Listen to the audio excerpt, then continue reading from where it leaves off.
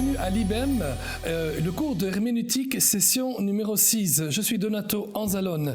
Quelle joie d'être avec vous de nouveau. Avec ce cours, je crois que déjà nous avons pu faire pas mal de choses, nous avons pu analyser certaines choses, nous avons aussi même fait quelques études d'interprétation de certaines choses. Par exemple, nous avons vu ce fameux passage de Philippiens 4.12 où l'apôtre Paul dit « Je puis tout par Christ qui me fortifie » et où il a dit « J'ai appris le secret d'être content dans toutes les situations dans lesquelles je me trouve ».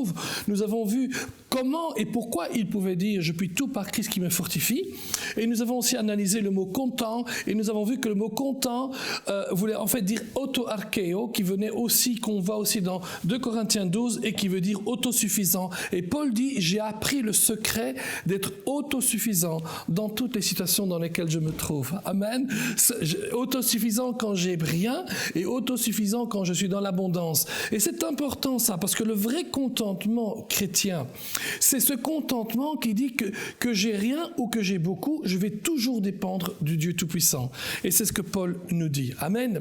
Donc, je fais un tout petit résumé de ce que nous avons pris ces dernières heures pour résumer surtout les 2 dernières heures.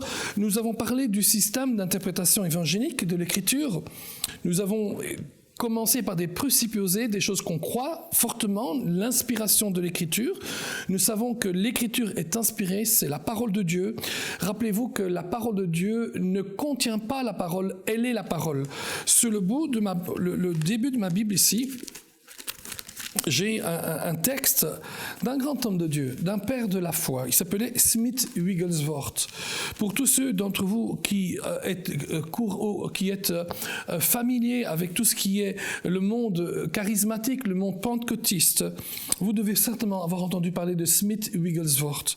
C'était un homme de Dieu remarquable, d'origine très humble. Il était plombier, son épouse était prédicatrice auprès de l'armée du salut, et très vite, il s'est mis vers l'âge de 50 ans, a commencé à prêcher l'évangile avec signes et miracles. Et c'était un homme de puissance, un homme de foi. Ses écrits sont extraordinaires. Et dans un de ses écrits, il dit ceci: « Ne comparez jamais ce livre avec d'autres livres. » Il parle de la parole de Dieu. « Les comparaisons sont dangereuses. Ne pensez pas ou ne dites jamais que ce livre contient la parole de Dieu. C'est la parole de Dieu. Son origine est surnaturelle, sa durée éternelle, sa valeur inexprimable, sa portée infinie, sa puissance régénératrice, son autorité infaillible, son intérêt universel, son application personnelle, inspirée dans son entièreté. Lisez-la, écrivez-la, priez-la, pratiquez-la et ensuite passez-la. Waouh, alléluia. Quelle image de cet homme, quelle vision qu'il avait de la parole de Dieu. Et en effet, la parole de Dieu est la parole de Dieu. La Bible est la parole de Dieu. Et Jésus nous dira aussi que la parole de Dieu est la vérité. Amen. Donc, nous avons parlé de l'inspiration. Nous avons dit aussi que la Bible, elle est là pour l'édification. C'est son objectif principal. C'est promouvoir la prospérité spirituelle de l'homme. Et on peut même ajouter la prospérité à tous égards, comme le dit dans 3 Jean, chapitre au verset 2. On y voit des perspectives théologiques. Dans notre système d'interprétation évangélique, nous sommes basés là sur des convictions évangéliques et théologiques fortes. Premièrement, nous croyons que la Bible est claire. Amen. Il y a une clarté extérieure et une clarté intérieure. La clarté extérieure, c'est le format. Il y a, vous savez, dans tout texte, quand vous apprenez cela dans votre langue, ici, notamment en l'occurrence le français, on parle du contenu et du contenant, de la forme ou du fond et de la forme. Et donc ici, la forme, elle est claire. La parole de Dieu a été écrite dans un langage clair, en 3 langues. L'hébreu, pour l'Ancien Testament, et une toute petite partie dans Daniel en araméen, et ensuite dans le Nouveau Testament en grec. Tout à l'heure, d'ailleurs, nous allons voir quelques petites notions de grec qui vont nous aider un petit peu à mieux comprendre la parole de Dieu. Et donc, mais c'est écrit dans un langage clair, un langage que l'on comprend, un langage que l'on peut étudier. Extraordinaire, chose extraordinaire.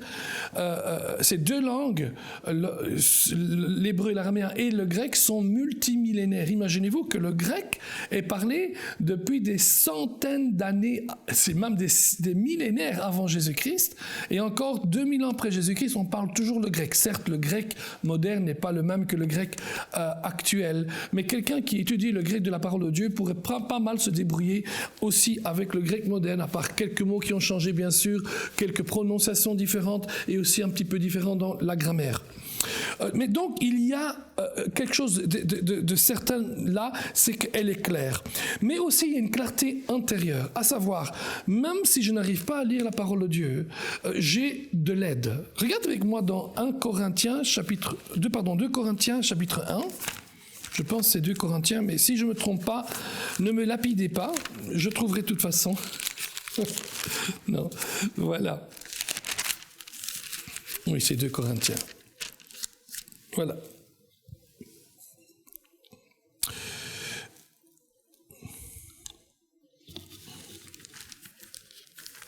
Voilà.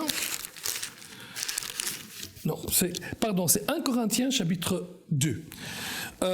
Et regardez ce que l'apôtre Paul dit ici, verset 14. D'abord, dans le chapitre 2, il commence à expliquer comment la démonstration de l'Esprit Saint vient dans nos vies. Il parle d'une information. D'abord, on connaît par l'Esprit. Ensuite, il parle d'une révélation. Donc, il dit « Dieu nous a révélés par l'Esprit ». Et ensuite, il parle d'une démonstration, mais sur une démonstration d'esprit et de puissance. Amen. Il y a d'abord l'information. Ensuite, il y a la révélation et ensuite, il y a la démonstration. C'est extraordinaire. Chaque fois que Dieu vous parle et chaque fois qu'il va démontrer sa puissance dans votre vie, ça va commencer par une information. Par exemple, une information, je sais que Dieu veut guérir. Amen. Ou je sais que Dieu veut me rendre prospère. Je pense que vous êtes d'accord avec nous qu'il y a une prospérité saine, une prospérité biblique qui vient de la part du Seigneur. Elle est clairement enseignée dans la parole de Dieu, notamment avec des versets tels que 3 Jean 2 qui dit « Mon bien-aimé, je prie ou je souhaite », mais le mot grec c'est « je prie, je me mets à prier pour cela, pour que tu prospères et sois à tous égards et sois en bonne santé, comme prospère l'état de ton âme ». Philippiens 4,19 dit « Mon Dieu pourvoira à tous vos besoins selon sa richesse avec gloire en Jésus-Christ ». Et de nombreux versets. Dans Deutéronome, il est dit « Quand vous aurez acquis ces richesses, ne dites pas c'est par mes propres forces, mais dites-le, c'est Dieu qui m'a fait acquérir ces richesses afin qu'il puisse confirmer son alliance dans les nations. » Et les versets sont partout. La Bible dit « Médite la parole jour et nuit et tu réussiras et tu prospéreras dans toutes tes voies. » Amen. Donc, comment le Seigneur démontre ses promesses dans nos vies? Tout d'abord par l'information. Nous connaissons quelque chose. La Bible dit d'ailleurs et nous montre que notre foi ne peut jamais s'élever au-delà de notre connaissance de la parole de Dieu. Donc nous recevons l'information d'abord. Ensuite, cette information devient une connaissance révélée dans nos cœurs. Et elle est révélée dans nos cœurs et ensuite elle se démontre dans nos vies. Amen. Mais regardez le verset 14 maintenant. Il dit...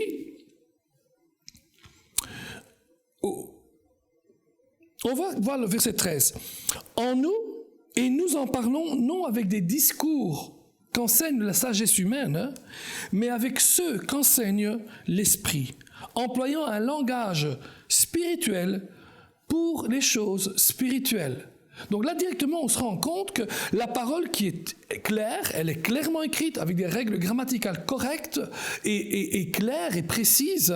C'est même, et ce que nous lisons, elle est claire, c'est clair ce que nous lisons. Mais il dit, ce que nous lisons aussi a été écrit non pas avec la sagesse humaine, mais elle a été écrit avec l'inspiration du Saint-Esprit, la sagesse qu'enseigne l'Esprit, employant un langage spirituel pour des choses spirituelles. Mais regardez ensuite. Mais l'homme naturel, c'est-à-dire l'homme qui n'est pas renouvelé dans son intelligence, ce n'est pas spécialement quelqu'un qui n'est pas né de nouveau, bien qu'il ait un cul dedans. mais il y a des hommes et des femmes qui sont chrétiens nés nouveaux, mais qui fonctionnent encore comme des âmes naturels. Vous vous rappelez, nous avons fait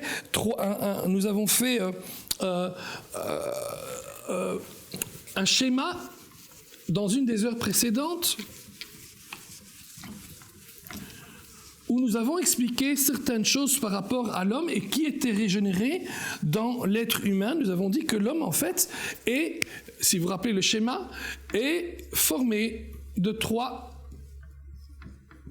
parties. Si vous vous rappelez, hop là, j'ai pas fait correctement là. Voilà. Et nous avions dit, l'homme est un être spirituel, c'est un esprit. Il possède une âme et il vit dans un corps. Amen. Nous avons dit que l'esprit est régénéré, le corps sera régénéré lors de la venue de Jésus-Christ ou de la résurrection des morts.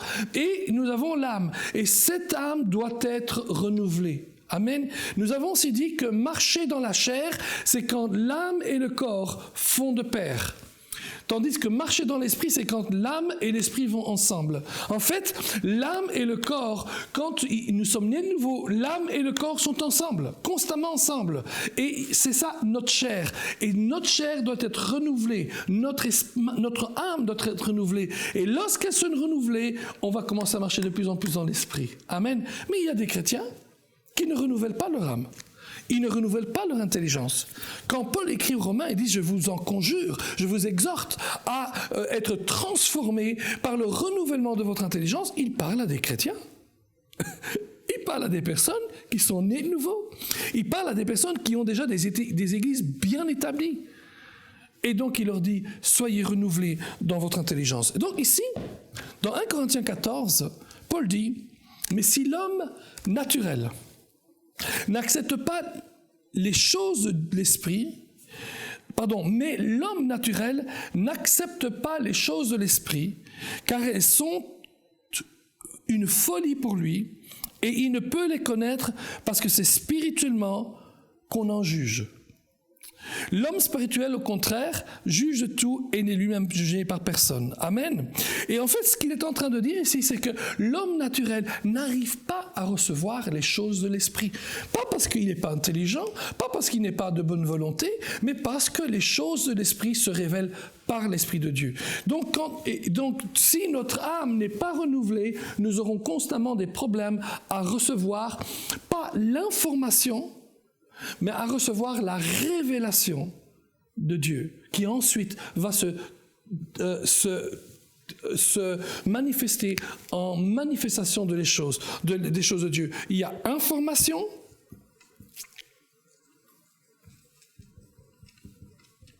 qui devient ensuite une révélation,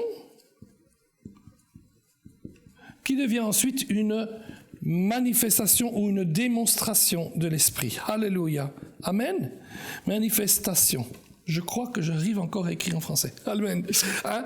Et donc, au niveau naturel, quiconque, n'importe quel chrétien, peut lire la parole de Dieu et recevoir des informations. Mais recevoir des informations, ça ne suffit pas. Nous devons avoir une révélation, une connaissance révélée de la parole de Dieu et des promesses de la parole de Dieu. Et quand cette connaissance révélée vient en nous, elle, tôt ou tard, cette connaissance révélée deviendra et se manifestera dans notre vie par une démonstration d'esprit et de puissance. Alléluia. Mais l'homme naturel ne peut pas le faire. Donc, la Bible est claire, mais on voit aussi qu'il y a une clarté qui vient de l'intérieur, qui est illuminée par l'Esprit Saint. Nous avons aussi parlé de la révélation qui est adaptée à l'homme, mais aussi qui est progressive. Si vous vous rappelez, j'avais fait un beau schéma, hein, et si vous ne vous rappelez pas, allez voir dans vos notes des heures précédentes, nous avons fait un bon schéma où on parlait de l'Ancien Testament avec le moment où il y a l'exil qui vient, l'exil babylonien, et on avait dit qu'avant l'exil, il n'y avait aucune une compréhension de ce qui était surnaturel et notamment de ce qui était mauvais dans le surnaturel. On pensait que tout ce qui était surnaturel venait de Dieu, que ce soit bon ou mauvais. Vient l'exil et on se rend compte que là, toute une littérature apocalyptique commence à découvrir que dans le monde surnaturel, il n'y a pas que Dieu, il y a aussi le diable et ses acolytes. Et après l'exil, nous avons essayé d'expliquer ces choses-là. Nous avons dit aussi que cette révélation progressive prend tout son aboutissement en Jésus-Christ. Alléluia. Et par Jésus-Christ viennent ensuite les évangiles et les lettres écrites aux églises. Nous avons ensuite dit que l'Écriture interprète les Écritures. Nous avons parlé de l'analogie de la foi. Amen. L'idée de base est qu'il existe un système de vérité dans l'Écriture. Par conséquent, toutes les doctrines doivent être conformes ou en accord les unes avec les autres. Il ne peut pas y avoir de contradiction dans la parole de Dieu. Il peut y avoir des paradoxes. Et nous allons voir ça un petit peu plus tard aujourd'hui. Mais là, on parle de contradiction. Nous avons parlé de l'unité et du sens de l'Écriture. Les théologiens se posent encore des questions, mais c'est quoi le centre de la parole? Quel est le thème central de la parole de Dieu? Et certains vont dire que c'est l'alliance, et c'est pas mauvais du tout. C'est vrai que dans toute la parole de Dieu, on voit qu'il y a une alliance et que Dieu garde cette alliance. D'autres vont parler de la fidélité de Dieu. Et c'est un fait que de début jusqu'à la fin, Dieu est fidèle. Alléluia. Et par la fidélité de Dieu, nous sommes sauvés. Amen. D'autres parlent aussi, et je me rappelle très bien, c'était Oscar Kuhlman qui disait ça, qui était un des grands protagonistes, avec d'autres aussi, mais il parle du Christ et de la croix. La croix est le centre de l'histoire de l'homme.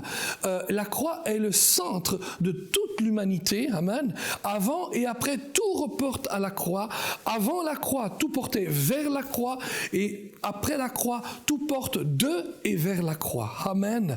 Peut-être que c'est ça le centre, mais de toute façon, nous croyons qu'il y a un centre et une unité donc dans cela, dans l'Écriture. Nous avons parlé de interpréter et appliquer. Chaque passage n'a que une interprétation possible, mais elle a des multiples applications.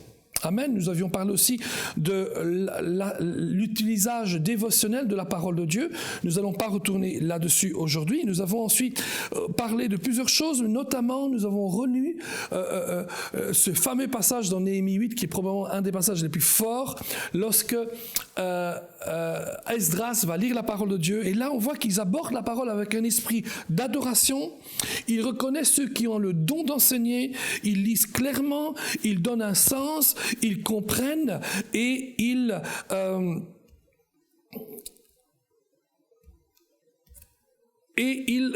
utilisent ils répondent avec sainteté à la parole de Dieu. Amen. On va continuer bien sûr ensemble et on va voir d'autres étapes encore de l'interprétation de la parole de Dieu. Avec quelques petites présuppositions, avec quelques petites idées d'abord. Tout d'abord, parlant de la parole de Dieu, parlant de la Bible, nous avons dit dès le départ que nous supposons que la Bible est la parole de Dieu et qu'elle est vérité. Et je crois que pour chacun d'entre nous, ça doit être quelque chose de clair. La parole de Dieu, la Bible est la parole de Dieu. Ce n'est pas une parole de Dieu parmi tant d'autres, ce n'est pas un chemin parmi tant d'autres, la Bible est la parole de Dieu. Je sais que dans certaines situations maintenant, et dans certains pays, il est dangereux d'être catégorique et absolu. Pour certains pays, c'est pratiquement devenu illégal de dire, par exemple, Jésus est le chemin. On va vous encourager à dire Jésus est un chemin. Parce que légalement, c'est une question de loi des minorités, de ne pas offenser les uns et les autres, etc. Et tout. Alors, je vais vous dire une chose. Jésus n'a jamais eu peur d'offenser les gens. Hello. Jésus n'a jamais eu peur d'offenser les gens. Amen. Jésus n'est pas venu ici pour savoir s'il allait ou pas offenser les gens. Il est venu pour apporter la vérité. Alléluia. Et je peux vous dire, qu'on nous mette en prison ou pas, Jésus est toujours le seul chemin. Il n'y a qu'un seul chemin qui nous mène à Dieu, et c'est Jésus-Christ. Amen.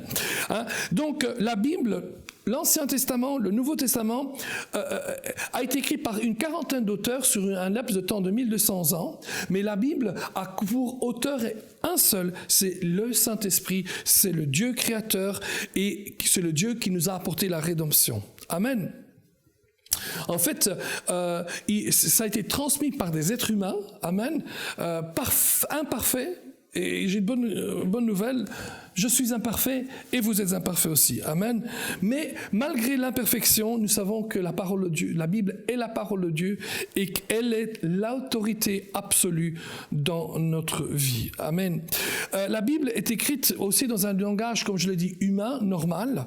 Il y a des choses un peu compliquées, parce qu'il y a comme des fois quelques termes un petit peu compliqués. Par exemple, nous allons voir tout de suite, dans les heures qui viennent, comment interpréter la poésie ou les livres de sagesse, comment on peut interpréter les narrations, les paraboles, les livres apocalyptiques, etc.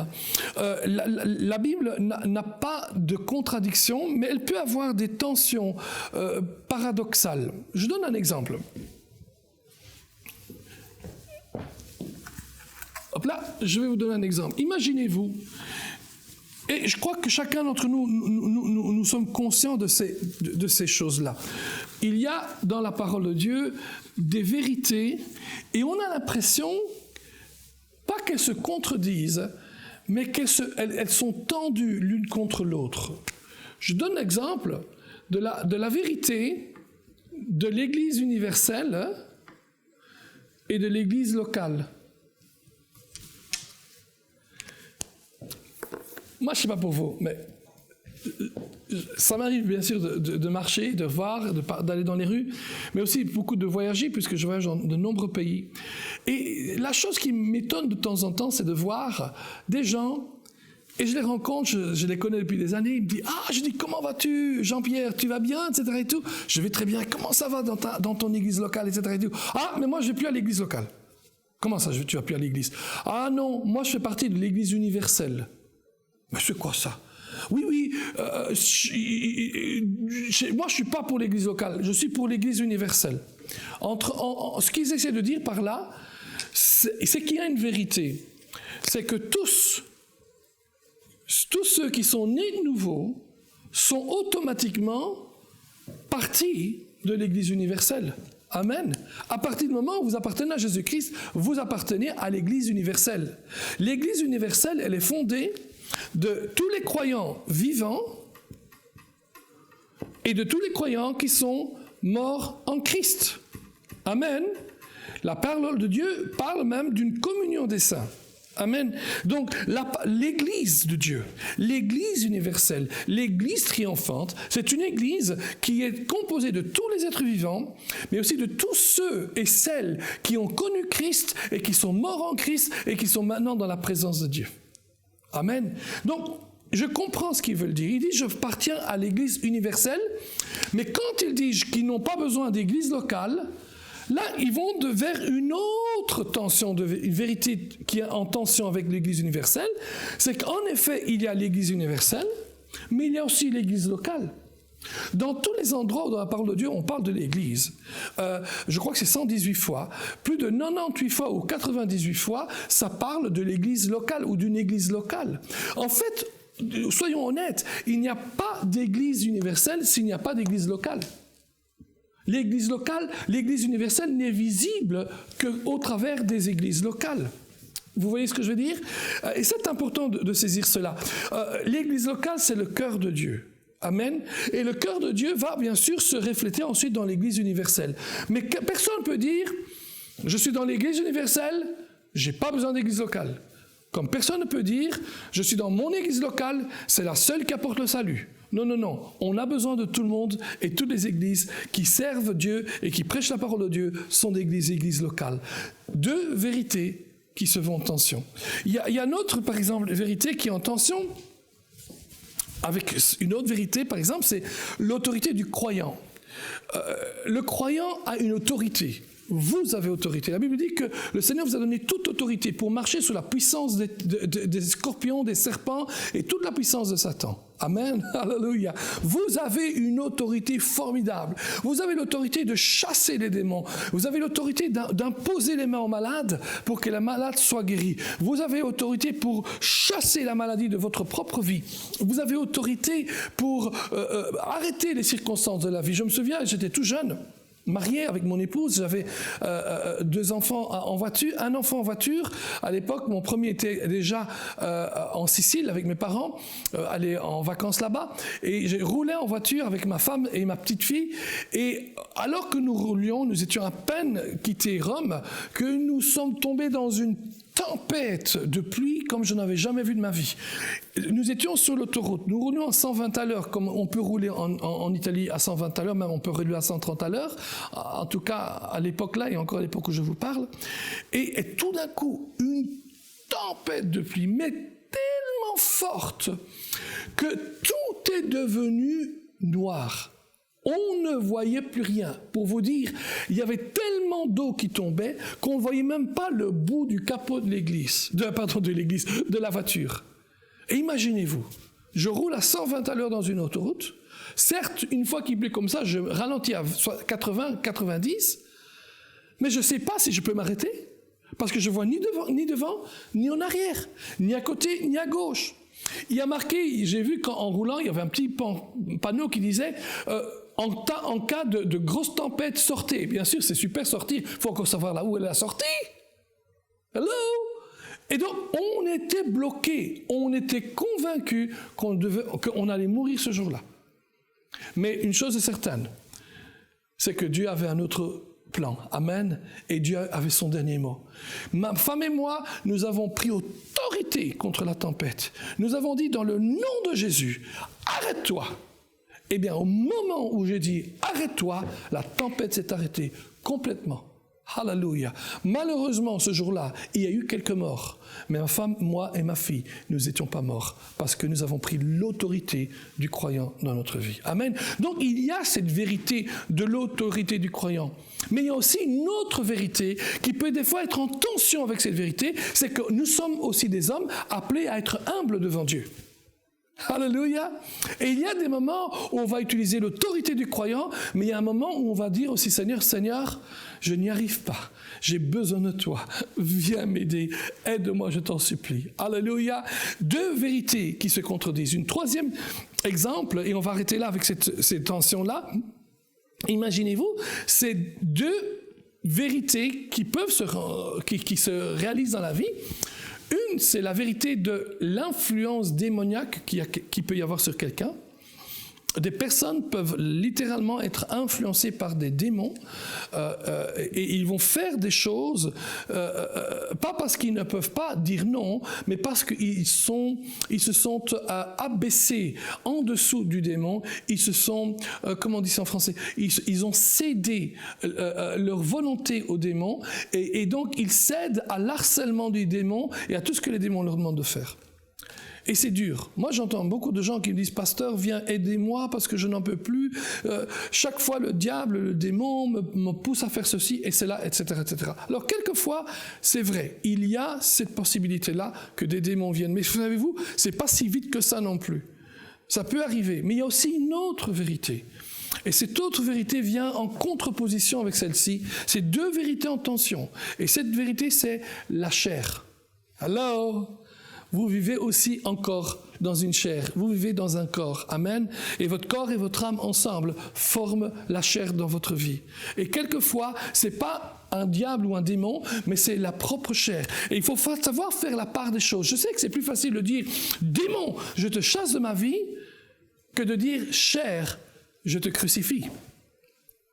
Mais les 2 sont possibles dans la vie du chrétien. Amen. Et en principe, je commence toujours par le concept de la chair. Je commence à assujettir ma chair, de dire dans le nom de Jésus, je refuse de faire cela. Dans le nom de Jésus, je refuse de voler un smartphone que j'aurais vu quelque part. Dans le nom de Jésus, je refuse de regarder une autre femme quand je marche, etc. Et tout. Dans le nom de Jésus, je refuse de lire ou de regarder des choses mauvaises comme des films pornographiques ou des livres ésotériques ou quoi que ce soit. Je refuse cela.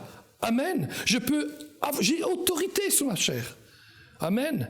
Certes, certaines personnes, parce qu'ils ont laissé et ils ont joué trop avec ces choses-là, ils ont cédé aussi à l'attaque dans leurs pensées. Petit à petit, leur chair, entre guillemets, ne répond plus à leurs ordres. Et une des raisons, c'est parce que là, ils ont cédé à une puissance démoniaque. Et donc, ils doivent aussi demander à être libérés de cela. Amen. Mais de nouveau, il y a deux vérités en tension. Amen. Alléluia. Le message de la Bible, en général, on peut dire qu'il est essentiellement rédempteur. Dieu est un Dieu rédempteur. Alléluia. Quand on dit rédempteur, on veut dire un Dieu qui vient pour sauver, un Dieu qui vient nous aider. Amen. Certaines personnes, quand ils imaginent Dieu, ils imaginent un Dieu père fouettard, un Dieu qui vient le faire du mal, un Dieu qui même prend du plaisir à faire du mal. Je suis un petit peu, honnêtement, encore choqué aujourd'hui, mais c'est dû aussi à un renouvellement de l'intelligence qui manquait, c'est certains de ces gens-là, mais la plupart de nos réformateurs, commençant par Luther, mais d'autres aussi, étaient convaincus que Dieu se servait du diable pour nous faire du mal. Comme si le diable était un agent de Dieu. Certes, le diable, ils ont toujours cru cela et enseigné cela, le diable était ennemi de Dieu, mais que Dieu a une telle connaissance, une telle manière de faire qu'il s'arrangeait pour utiliser le diable à des fins personnelles. J'ai presque l'impression d'entendre un genre de machiavélisme, un genre de « la fin justifie les moyens ». Je crois qu'il faut qu'on fasse vraiment attention à cela. Et pour ça, il faut avoir une lecture correcte de la parole de Dieu. Une lecture qui est aussi, qui suit ce que nous avions dit précédemment, qui suit la révélation progressive. Il est vrai que dans l'Ancien Testament, on peut avoir cette impression-là. Mais rappelez-vous, dans l'Ancien Testament, ce n'était que des ombres des choses à venir. Dans la Nouvelle Alliance, nous voyons que Dieu et le diable ne fonctionnent pas. Rappelez-vous ce que j'ai dit. J'avais fait ce petit dessin, hop là, et j'avais montré ici une chose, et j'ai dit que c'était l'exil. J'ai dit qu'avant l'exil, on pensait que tout ce qui est surnaturel vient de Dieu, le bien comme le mal. Après l'exil, on comprend qu'il y a une présence qui est Satan. Certes, après l'exil, il n'y a pas beaucoup de livres qui ont été écrits. Il y a Zacharie, il y a Agé, Malachie, etc. et tout. Et les chroniques et encore d'autres. Mais une chose est claire. On ne sait pas pourquoi, seulement, probablement avec cette explication-là, on peut le savoir et le comprendre, c'est que d'emblée, quand on voit Jésus arriver sur la terre, et dès qu'il a 30 ans, qu'il commence à prêcher l'évangile, on voit Jésus directement dans un conflit direct entre lui et les puissances des ténèbres. Amen. Un conflit direct entre lui et les démons. Et personne ne se pose la question, mais c'est quoi un démon? Les démons, ça marchait, ça allait partout, ils en avaient partout. Au point que c'est grâce à ça, probablement à cette révélation qu'ils ont reçue pendant l'exil, qu'il y a vraiment une puissance démoniaque derrière nous. Et vous allez voir que jamais Dieu et Satan dans le Nouveau Testament sont de pair. Jamais. Vous voyez jamais Jésus et le diable ensemble. Jésus accuse le diable et il accuse d'ailleurs les pharisiens d'être les fils du diable. Il dit vous avez pour diable le Père. Et donc on voit que Jésus est en conflit direct avec l'autorité de Satan. Satan usurpe une autorité qu'il a reçue suite à la chute d'Adam, mais maintenant le deuxième Adam est là. Alléluia. Et le deuxième Adam revient et il prend autorité sur la puissance de l'ennemi. Jésus dit, le Fils de l'homme est venu pour détruire les œuvres du diable. Ce même Jésus dit, le voleur ne vient que pour voler, détruire, égorger. Non, regardez ça, c'est très important cette phrase-là. Le voleur ne vient que pour détruire, voler et égorger. Je répète cela. Le voleur ne vient que pour détruire, voler et égorger. Il n'y a rien de positif là-dedans. Il détruit, il vole et il égorge. Mais moi, dit-il, je suis venu afin que mes brebis aient la vie et qu'elle l'ait en abondance. Regardez un petit peu le contraste total entre Jésus et le diable. Le voleur ne vient que pour détruire, voler et égorger. Mais moi, dit Jésus, je suis venu afin que les brebis aient la vie et qu'elle l'ait en abondance. Voyez-vous la différence? Écoutez, en plus il dit, afin que mes brebis aient la vie et la vie en abondance. Amen. Le voleur ne vient que pour voler, dérober, égorger. Il n'a même pas dit, le voleur vient pour éprouver. Hello? Il dit, il vient pour dérober, égorger, détruire. Il n'y a rien de bon dans ce que le diable fait. Et on oserait dire que Dieu utilise le diable à ses fins personnelles. C'est terrible de dire cela. Je dirais presque que c'est presque diabolique. Alors on n'en veut pas à Luther et à tous ces acolytes de l'époque.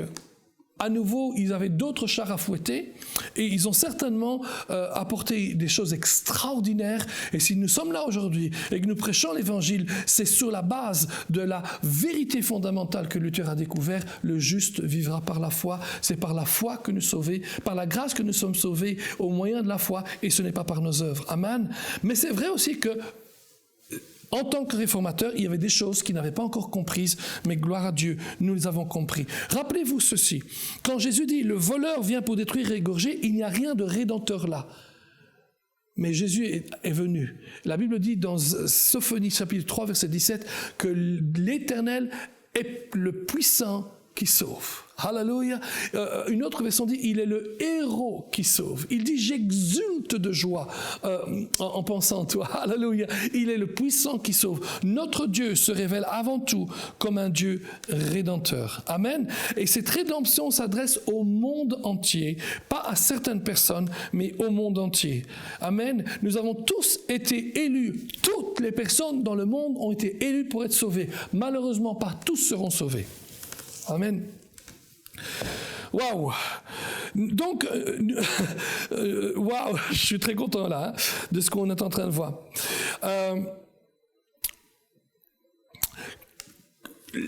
La méthode principale que nous utilisons lorsque nous étudions la parole de Dieu, nous en tant qu'évangéliques,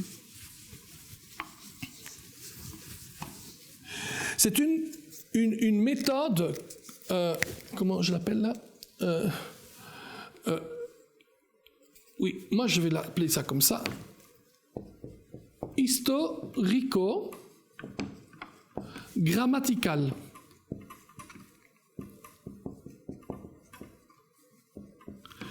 Rappelez-vous, nous avons dit que la parole de Dieu, elle est écrite dans sa clarté.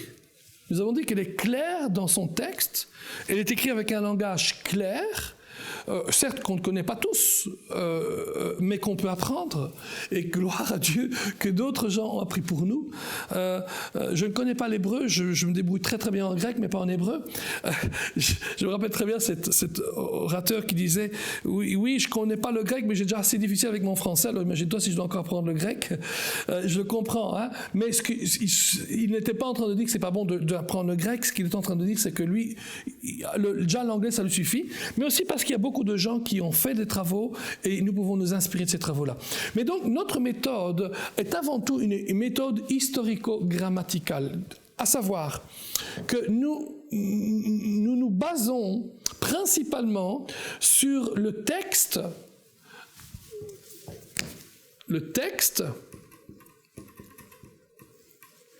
Je vais faire ça plus bas parce que ce sera plus clair. J'espère que vous arrivez à lire. Donc, grammatical. Qu'est-ce qu'on est en train de dire par là? C'est que nous fondons notre interprétation sur le texte grammatical. Amen. Donc, le texte est important. Pour nous, le texte est fondamental et nous devons absolument nous rappeler des textes. Amen. Ne prenez pas un verset hors de son contexte parce que ça devient un prétexte. Mais aussi, le texte, mais aussi, nous voyons aussi le texte dans son contexte, ou bien ce qu'on peut dire dans le temps dans lequel il se trouve. dans l'espace dans lequel il se trouve. Amen. Hein? Et donc, c'est ce que j'appelle historico-grammatical. On étudie le texte, mais il y a certaines choses qu'on ne peut comprendre que par le temps dans lequel il se trouve. Amen. Par exemple, nous avons lu hier 1 Corinthiens 15, 29, dans une des heures précédentes, et nous disions que Paul, pour utiliser l'argumentation de la résurrection des morts, Paul dit, mais s'il n'y avait pas de résurrection des morts, mais pourquoi alors certains se baptisent pour les morts ? Alors certes qu'on ne peut pas prendre ça comme un texte pour se faire baptiser, on est d'accord avec ça, hein? Mais ce que Paul est en train de dire, c'est qu'il utilise un aspect de son temps dans lequel il vit pour dire, regardez, autour de nous, il y a des gens qui se baptisent pour les morts. Parce qu'ils croient dur comme fer que les morts vont ressusciter. Si dans le monde, les gens se baptisent pour les morts, à plus forte raison, nous devions croire qu'il y a une vraie résurrection des morts parce que Jésus est ressuscité. Amen. Donc c'est important pour nous de comprendre ça. Cette méthode, au départ, qu'on peut appeler aussi textuelle ou bien contextuelle, a été développé au IIIe siècle après Jésus-Christ à Antioche de Syrie. Antioche de Syrie, c'est à peu près 20-25 km de la frontière actuelle de la Syrie, en réaction à la méthode allégorique. La méthode allégorique veut dire que pour chaque chose, il y a quelque chose de caché derrière, qui avait été précédemment développé à Alexandrie en Égypte. Alors, en fait, on peut dire ceci sur cette méthode-là. Tout d'abord, c'est la seule méthode, honnêtement, qui permet de contrôler ce qu'on est en train de faire. Je donne un exemple. Quand la Bible dit « aimez-vous », aimez-vous les uns les autres. Vous connaissez le passage, Jésus le dit plusieurs fois. Aimer, c'est quoi aimez-vous? À votre avis? En français, qu'est-ce que c'est « aimez-vous » ? Comment vous savez qu'est-ce que c'est qu'aimez-vous ? Est-ce qu'il est en train de dire que d'autres doivent s'aimer ? Est-ce qu'il est en train de dire qu'une personne doit s'aimer toute seule ? Est-ce qu'il est en train de dire, vous savez, ce serait pas mal si quelques-uns de temps en temps, ils s'aiment entre eux ? Non. Vous savez que que Jésus dit, vous devez vous aimer les uns les autres. Vous savez que non seulement ce n'est pas une suggestion ou une exhortation, c'est un ordre. Comment pouvez-vous dire que c'est un ordre ? La seule manière dont vous pouvez dire que c'est un ordre, c'est parce que le verbe « aimer » ici est dans un verbe impératif, deuxième personne du pluriel. Même en français, vous faites ça. Un verbe, impératif, indicatif, deuxième personne du pluriel. Amen. Et vous savez que Paul s'adresse à vous, amen, et qu'il est en train de vous dire, vous devez vous aimer les uns les autres. Well, c'est un petit peu ça l'idée du contexte grammatico-historique.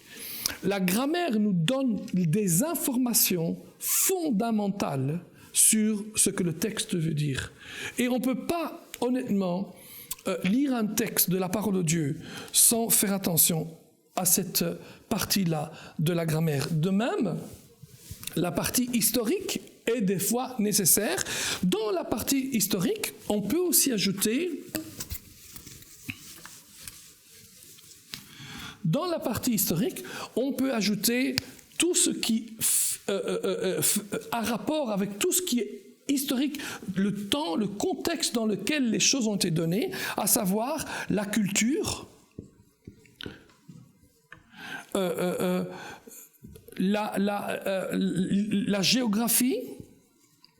Si je me rappelle bien, dans un des passages de la parole de Dieu, il est dit par exemple, Jésus sortit de Jéricho, et en rentrant à Jéricho, il y avait 2 aveugles. Jésus sort de Jéricho, il rencontre 2 aveugles et il entre à Jéricho. Comment il fait pour sortir et entrer en même temps ? On sait, grâce à l'histoire, à la géographie, on sait que souvent, les villes de l'époque avaient une vieille partie et une nouvelle partie, une vieille ville et une nouvelle ville. C'est comme aujourd'hui, si vous êtes à Genève, eh bien vous êtes dans la vieille ville et puis vous êtes dans la nouvelle ville. Hello? Quand vous sortez de la vieille ville de Genève, vous sortez de Genève, mais vous entrez dans la nouvelle Genève. C'est un petit peu ça. À l'époque, c'était aussi comme ça. Amen. La culture, par exemple, certains ordres dans la parole de Dieu, sont-ils des ordres de la Bible ou sont-ils plutôt des ordres liés à la culture? Par exemple, beaucoup de gens ont encore, malheureusement, ce problème avec les femmes qui prêchent et qui enseignent. Et ils vont utiliser certains passages dans la parole de Dieu qui dit que la femme ne doit pas parler dans l'Église. La femme ne doit pas parler dans l'Église. Mais qu'est-ce que ça veut dire, la femme ne doit pas parler? Ben, ça veut dire qu'elle ne doit pas prêcher, disons. Vraiment? Ben oui, la femme ne doit pas parler dans l'Église. Mais est-ce que c'est d'abord un ordre biblique ou un ordre culturel? Première question. Il est un fait que quand on lit la parole de Dieu, la femme n'a pas énormément de place dans la parole de Dieu parce que c'est une grande société assez masculine.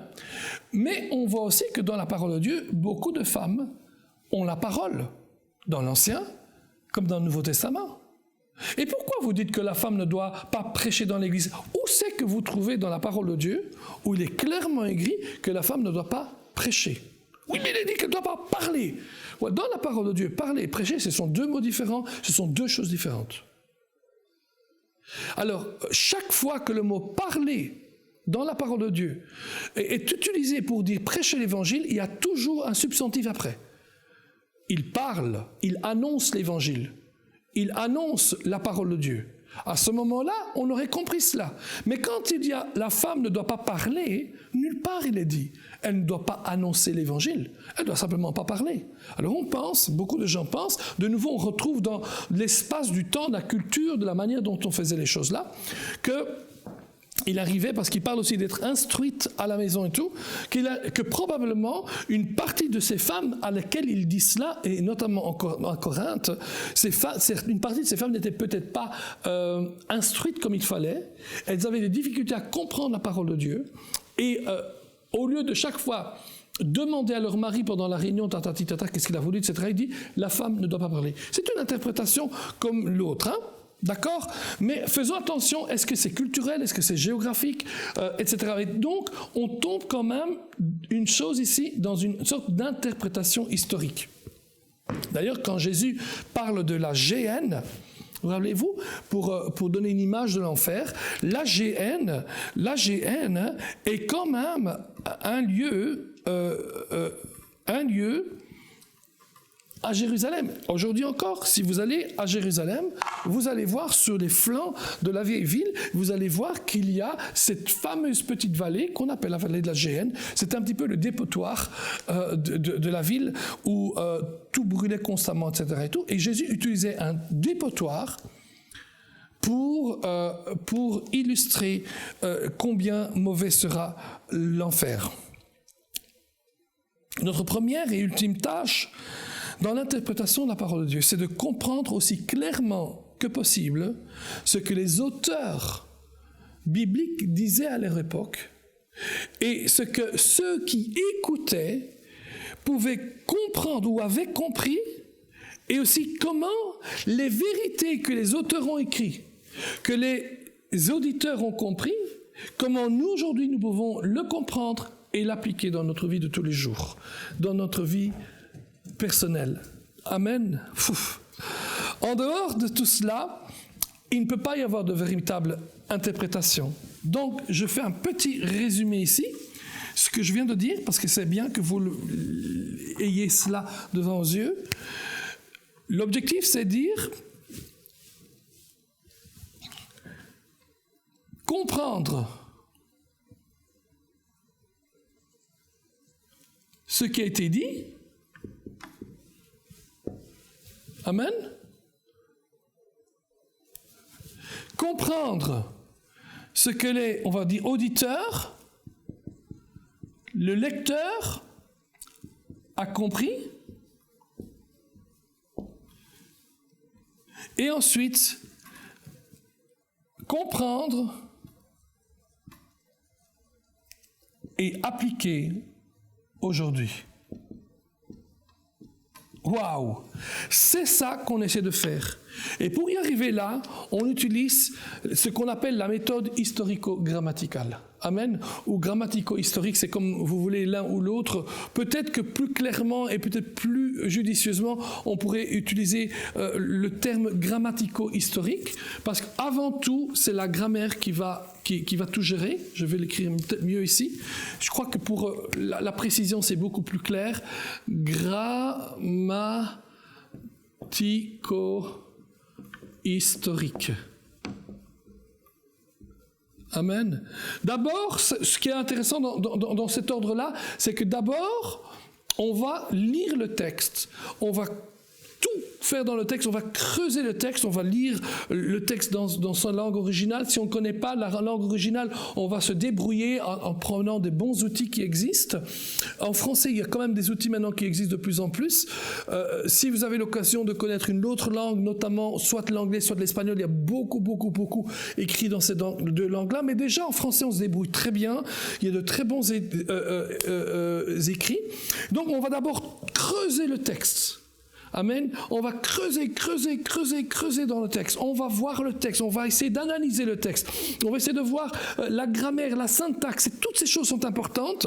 On va voir les mots qui sont dedans, etc. et tout. Comment ils sont utilisés, l'ordre des mots. Rappelez-vous ce que j'avais dit hier, l'autre fois, j'avais dit en grec, l'ordre des mots peut être différent qu'en français. J'ai dit le chat mange la souris, ça veut dire que le chat mange la souris, mais en grec on peut marquer la souris mange le chat et ça veut dire le chat mange la souris. Mais on sait que l'ordre du mot est mis pour mettre en évidence un mot. Amen. Et donc c'est pour, par exemple dans ce cas-là, peut-être pour dire attention, c'est bien la souris. Là, cette souris-là que mange le chat. Ensuite, une fois qu'on a bien creusé dans toute la partie historico-grammaticale, grammaticale, qu'on a été voir aussi des dictionnaires de synonymes, parce qu'il y a aussi des synonymes dans le Nouveau Testament, comme dans l'Ancien Testament, des dictionnaires de ce que c'est qu'un mot, comment le mot est utilisé non seulement dans la parole de Dieu, mais aussi comment il est utilisé dans son contexte historique. Par exemple, le grec du Nouveau Testament, on l'appelle le koiné. C'est le grec commun. Koiné veut dire commun. C'est un grec qui est issu de la volonté d'Alexandre le Grand de faire en sorte que son grand empire ait qu'une seule langue. Donc ils ont un petit peu simplifié le grec et c'est devenu le grec commun. Mais au départ, lorsqu'on avait nos Bibles en grec, jusqu'au 19e siècle, on était convaincus, en tout cas les érudits étaient convaincus, que le koiné n'existait que pour le Nouveau Testament. On était convaincus que c'était presque une langue surnaturelle. Puis on a découvert des centaines et des milliers de manuscrits à gauche et à droite sur la terre, et on s'est rendu compte que le koiné, le grec du Nouveau Testament, en fait, est un grec qui existait dans toute son époque et qui est plus ou moins sur un laps de temps de 300 à 500 ans, entre 300 avant Jésus-Christ et 200 plus ou moins après Jésus-Christ, et que dans la période où Paul écrit, où Jean écrit, où Matthieu et tous les autres écrivent, etc., tous, notamment au 1er siècle, dans cette période-là, on a découvert des milliers de manuscrits. Et on s'est rendu compte que le grec vit et les mots qu'ils utilisent étaient utilisés dans d'autres manuscrits. Ce qui est intéressant, parce que ça voulait dire aussi, c'est intéressant de savoir comment un tel mot est utilisé dans la Bible, mais aussi comment il est utilisé dans un autre personnage. Amen.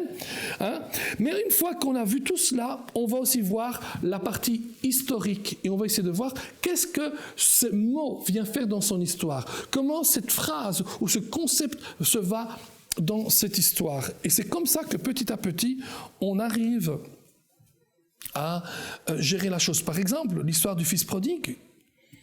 On voit le fils qui vit à la maison, on voit l'autre fils qui vit à la maison, tous deux sont bien, ils sont là, et un d'entre eux décide de demander son héritage à l'avance, avant même que son père meure. Quand même, il faut le faire quand même. Avant que le père meure, il demande l'héritage. Alors, grammaticalement, on ne peut pas commenter là-dessus. Mais historiquement, on sait, et on sait ça grâce à d'autres manuscrits, à d'autres histoires de de l'époque où légalement il était possible pour qu'un enfant de son vivant exige son héritage, et le père avait le devoir de donner son héritage. Certes, une fois que c'était donné, c'était donné. La grande différence, et ça qui est formidable aussi avec l'histoire du fils prodigue, c'est que quand il est revenu, le père l'a repris comme si c'était son propre fils, ce qui était complètement opposé à ce qu'il faisait avant. Voyez-vous, on a un Dieu tellement merveilleux. Et donc, on essaie de vous apprendre ici, pendant ce cours, cette méthode grammatico-historique. Certes, nous n'avons pas tous les éléments ici en quelques heures pour enseigner toute la grammaire, mais il y a de très bons outils et je vous encouragerai à les trouver. Amen. Donc, on veut comprendre ce que l'auteur a dit, voir comment les auditeurs ont compris ce que l'auteur a dit, et ensuite comment nous pouvons nous le comprendre et surtout l'appliquer dans notre vie.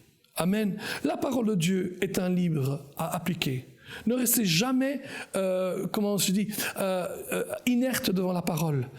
Apprenez pas pour connaître, apprenez pour connaître, recevoir et appliquer. Et c'est comme ça que vous allez grandir dans la vie de tous les jours. En Jésus-Christ. Amen. Cette émission est rendue possible grâce au précieux soutien des partenaires d'Enseigne-moi Canal International. Retrouvez tous nos programmes sur enseigne-moi.com.